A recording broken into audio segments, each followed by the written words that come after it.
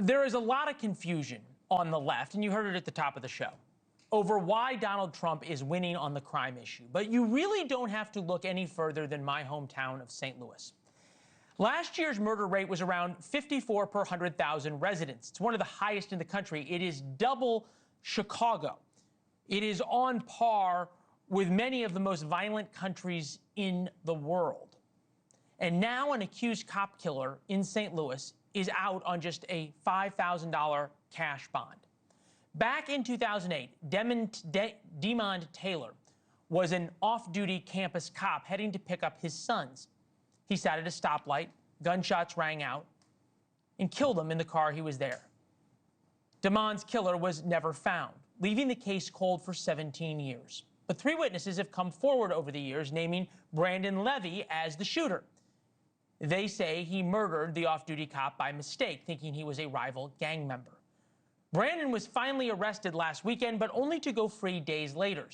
A judge let him go on a $50,000 bond, so for $5,000, that's what he paid a bail bondsman, he's back on the street.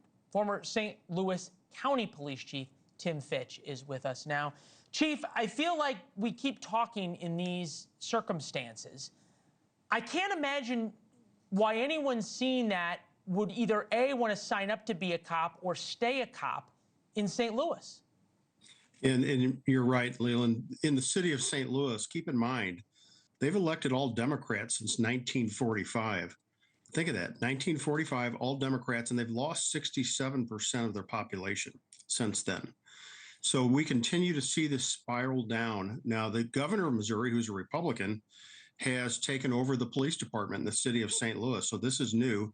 And the prosecutor in this case is a Democrat. However, he's the one that asked for a $50,000 cash-only bond, and the judge, who's a liberal judge, reduced it to 10%. So this individual was able to get out on first-degree murder charges for $5,000, and he quickly got out. Now he's on the street.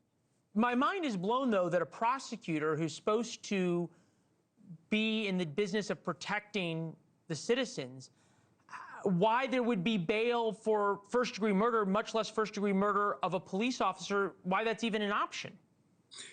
My guess is, and I don't know the prosecutor's thought process, but at least he asked for $50,000 cash bond. Typically, a first-degree murder is no bond. You can't post bond. You stay in jail till trial.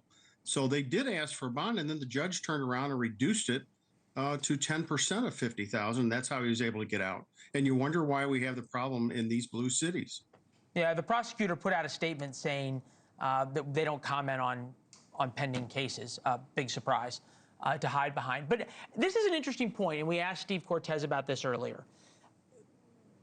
Is it time, if President Trump is saying the National Guard is the answer in blue cities, which it's helped in D.C., I live here, probably would help in Chicago, I used to live there, why is he not, you think, telling governors in places like Missouri and in Louisiana, where the governors say they support Donald Trump hook, line, and sinker, why they would not call out the National Guard in those states?